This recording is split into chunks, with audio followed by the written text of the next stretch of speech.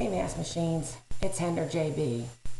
And I was listening to the playback of the conference call last night and, got my mind thinking about some things and, how I can share it with you guys to improve your experience and to hopefully accelerate the process of your gains. Because I've been at this for a long time. Listening to the call last night, I realized that, I've done all this stuff that Skip's talking about. I've been doing it for years. I was sitting here, I'm going through that list, the checklist of, things that, Skip says you need to do in order to be, for him to take you seriously, things that you need to know. Stuff like, how much fat's in your diet, what are your carbohydrates that you eat each day, when do you eat them, how many carbs are in your diet, how much protein, how many calories, check. I know all this stuff. I'm going through it and I'm thinking, man, but this is going to be cool for a lot of you guys, because you haven't done this before. You don't really know what you're taking in, and it's such a mistake that a lot of people don't do this right up front. But then I get to this one very interesting question. It's actually number 8.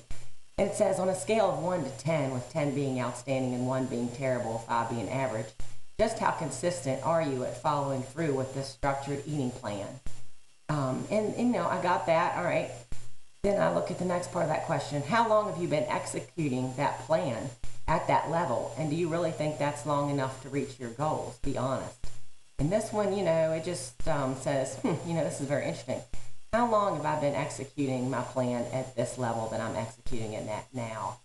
Well, this level I'm at now is the highest level I've ever been, and I've been executing it since about January of 2011, so about a year. And then I look at it, okay, I think about that. Gosh, I've been training and competing since 1999. I've only been executing this level of nutrition for a year. Then I think back, okay, well, shoot, for about 7 years, I was executing, a plan that was better, but not as good. First couple of years, I was just starting out. My plan definitely wasn't that good and needs improvement. So anyway, I'm going to talk to you about the evolution of Henderjb, and hopefully it'll avoid some mistakes that I've made and it'll accelerate your gains. One thing I do want to point out real quick before I start in on this is that I started this log. I've got a book like this for every single year from 1999. I can tell you what I was taking in calorie-wise, what I was doing workout-wise, what I was doing supplement-wise for every single year. I've got this thing tabbed out. There's a diet tab for my meal plans, supplement tab. I've got workouts in here. Anyway, the importance of logging this stuff and knowing what you're taking in, what you're doing, and being able to look back and see what kind of results you got is very key. And for me, it's something that I'm very proud of because, it's basically history. It's history of Henderjb, and it's my life and what I've been doing for the past 10 years. And it's a very commendable thing, and I'm proud of it. I've got a closet full of these. But anyway, I don't want to lose track of what I wanted to tell you. What I want to tell you is basically, back in 1999 when I started competing, I had a meal plan worked out for 5 days a week, Monday through Friday. I carried all my food with me Monday through Friday to work. But then when I got home in the evenings, my husband and I, we would cook dinner. So, it was kind of like, we try to cook something pretty healthy, but, it wasn't weighed or anything like that. And, that was good enough. Weekends came, I didn't have my food already prepared. But, if I was out running around and, it's time to eat, I'll run into the grocery store. I'll get me a pack of tuna. It's about 30 grams of carbs. And I'll get me 30 grams of protein.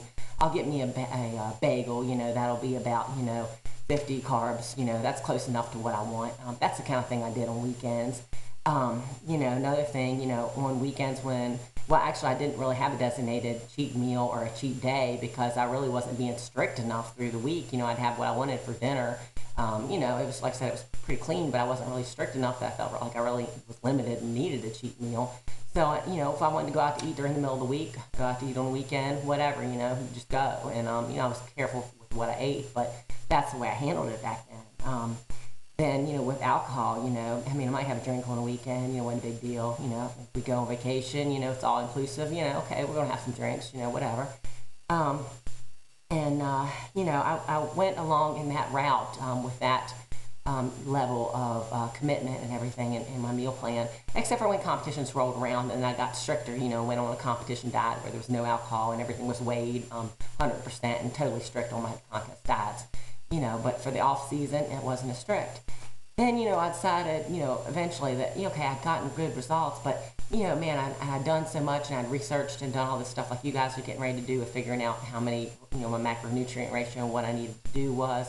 But, what I needed to do was take it up to another level because, I wanted to get to a different level. So I had already, I'd done everything I knew to do and I'd researched everything I knew to research. What I didn't realize was I really needed to step up my commitment level and just go 100% on this thing and really nail things down further. But what I did was I hired outside assistance. Actually found a trainer actually at one of the shows. Started working with her and got on a meal plan and started stepping up my game so that I was preparing my food 7 days a week now. But still yet in the evenings, I was having dinner, at home with my husband, cooking, whatever. Yeah, I was trying to be a little bit more careful, but it still wasn't weighed.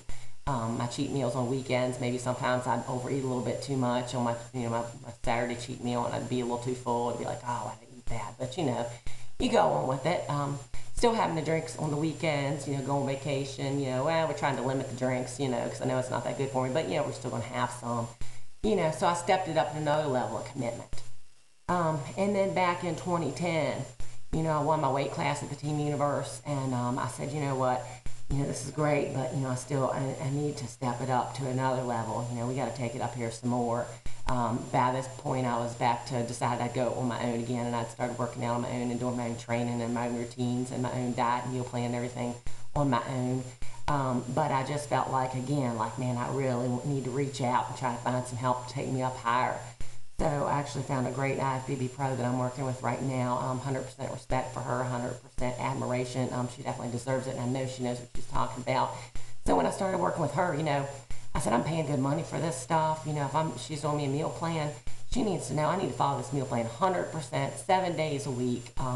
Because if I don't, how can she adjust my plan? So back in January 2010, I started following this new meal plan, with her. And we basically did a takeoff on the meal plan I had created for myself. And we started from there, and we were using that. Like I said, 100%. Now I was eating dinners according to the meal plan, 7 days a week. Everything was packed. There was one cheat meal a week, and that was always, like I say, usually on a Saturday evening. And I tried to be careful with that. And we worked with her for a few months that way with the starting meal plan. And because, I was so strict and so we knew exactly what I was eating every day and there was no variation. When my weight wasn't coming up, and I was still pretty close to contest weight and we needed to get it up so I could gain some strength, we made adjustments to the meal plan. And we were able to make those adjustments because we knew exactly 100% without variation, what was going on with my body and what my body needed. Another thing, just because, I was putting in such a high level of effort and commitment, you know what, I don't want to drink anymore. I can't drink anymore, to be quite honest, and I've gotten some, some negative input from others about that. Oh, it used to be fun, man. You used to be able to have a few drinks. You used to be able to go out and have a good time or whatever. You know what? Having a good time to me has nothing to do with eating and drinking. Having a good time to me is seeing the results that my body gets from taking it to a higher level. And like I said, in my mind, I can't even have a drink anymore. I don't want to because it's not in working with my goals. And it's a whole new level of commitment. And I just wanted to say that if I wouldn't have made this level of commitment to go 100% on and follow through, eat every single meal, the same meal, every single one weighed, we're talking Monday through Sunday, every single day with one cheat meal a week, I wouldn't have been able to determine, along with my trainer, what my body needs and exactly how many calories my body needs to intake, and we wouldn't have been able to make adjustments to the diet. So I just wanted to throw that out there to you guys and just make you realize the importance of being committed and not just being committed Monday through Friday, being committed 100% every day, all the time, and that's what's going to get you your results. And you'll you'll just develop into a whole different person and a whole new mindset of thinking, based on when you start doing that for yourself. And I think it's just a wonderful thing. So anyway, I just wanted to share that with you.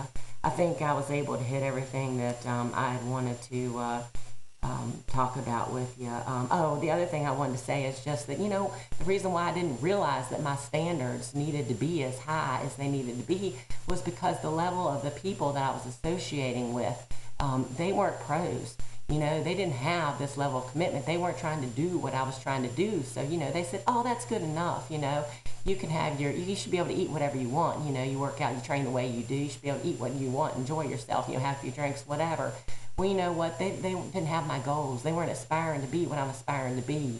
It wasn't until I got with people that I realized that are on my same level, that are aspiring, that already are great things, not aspiring to be great things, already are great things, that I realized that the level of standards that I needed to have in order to be able to be that person or to work towards being that person. So on that thought, associate with the right people, realize what you want to aspire to, and then aspire to it, and it'll be the best thing that you have ever done. I hope you enjoy this one because I truly want to help you with it.